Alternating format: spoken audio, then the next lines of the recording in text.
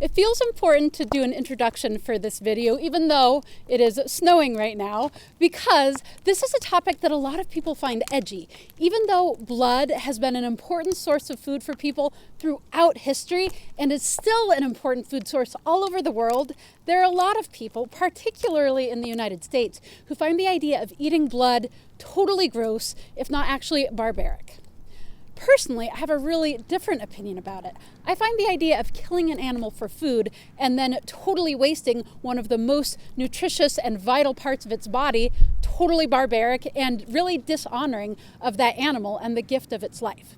So it's important to me to honor animals and help people find the most vital nutrition possible by exploring ways to use some of these underutilized resources.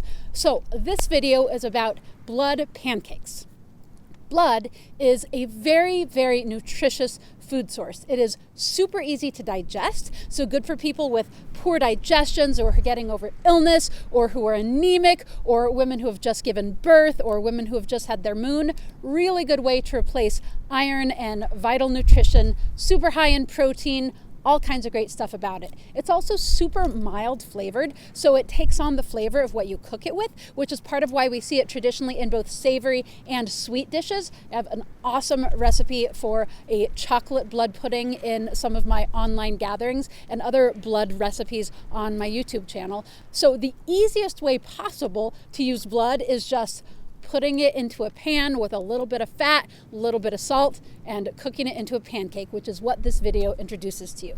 Also, this video shows using blood in a way that a lot of people have access to, because when we buy organ meats, they're so full of blood. Often that's stuff that people just toss out. It's also true with buying certain cuts of meat, even steak. Sometimes there's blood left in the packaging. So you don't even have to be someone who's butchering or processing animals to have access to blood. You can just use what comes when you buy other animal products.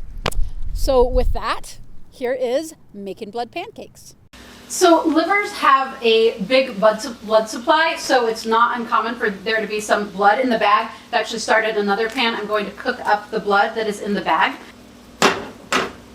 Blood is another of those wonderful, very nutritious, but underutilized animal food resources. But here I'm just gonna cook it up with some salt and pepper.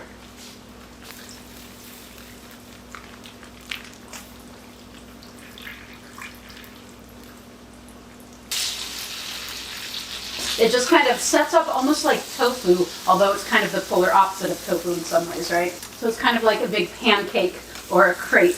And I'm just going to flip it. Looks delicious.